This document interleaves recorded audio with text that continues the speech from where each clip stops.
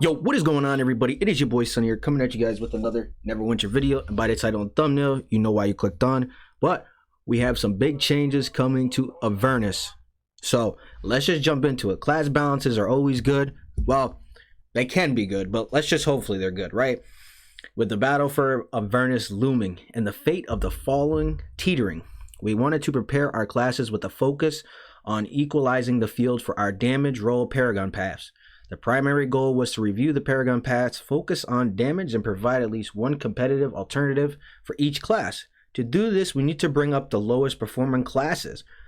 With no alternative in sight, the Hellbringer Warlock and Dread Knight Fighter, while these Paragon paths received the most attention, there were other adjustments brought to the light by the community we felt necessary to address. Okay, so any Warlock fans out there, all them Fighter fans out there, hey, you know, you're going to be getting a revamped. Let's just see if it's good or not. Let's continue. And I will be leaving a link in the description, of course, to this article if you want to check it out for yourself. Inferno, Wraith, and Revenge.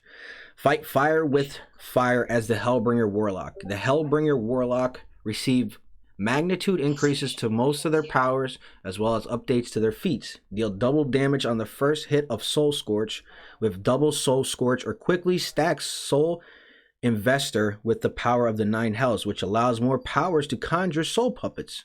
Inferno Spears should now be more stable, but will also increase damage while active. Activating the Inferno Spears again unleashes a powerful single target attack or multi-target assault, splitting the damage against multiple foes. That sounds pretty good. That sounds interesting. Now, I am not a Warlock main, so I don't know if that's even a viable power, but it sounds like they're going to make it a viable power. And having those Soul Scorches around you give you a DPS increase, man, plus magnitude damage. I mean, don't get me wrong now. If a Warlock knows what they're doing, just like any class within Neverwinter, they're going to do damage. But this is just a little bit of icing on the cake for those players already at that level. And then those players who aren't there, you know, this might bump you up.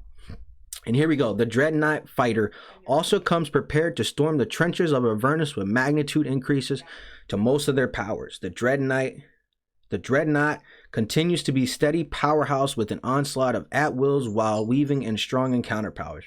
With the feat Weight of Vengeance, the Dreadnought can dish out more damage for less vengeance using Anvil of Doom.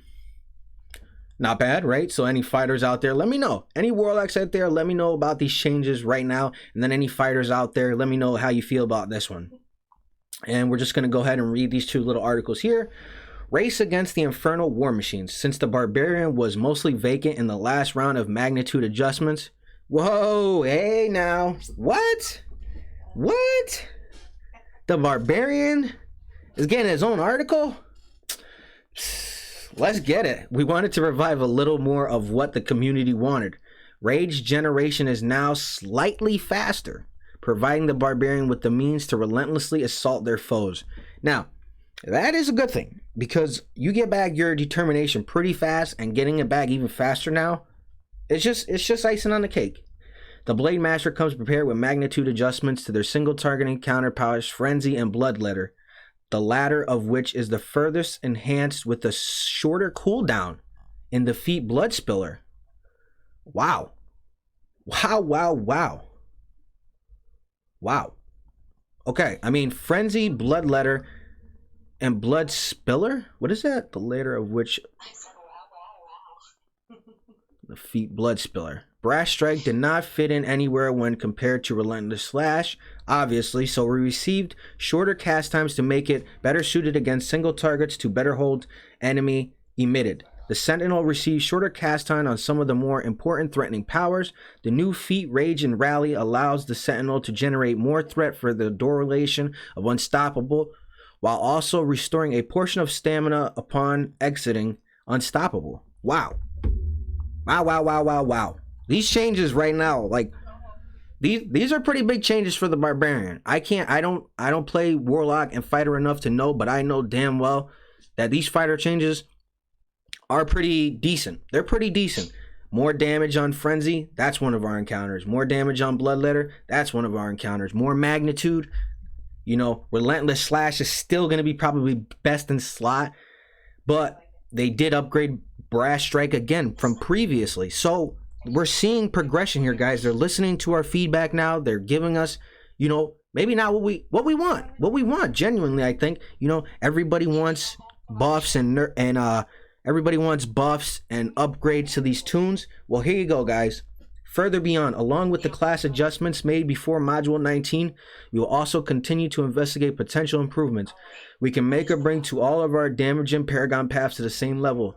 Some of the smaller changes include magnitude adjustments. However, we continue to dive into community feedback, bringing about such changes as the Tramper, Hunter, Ranger receives buffs to the feats in their repertoire. We hope you continue to explore these paths and their possibilities.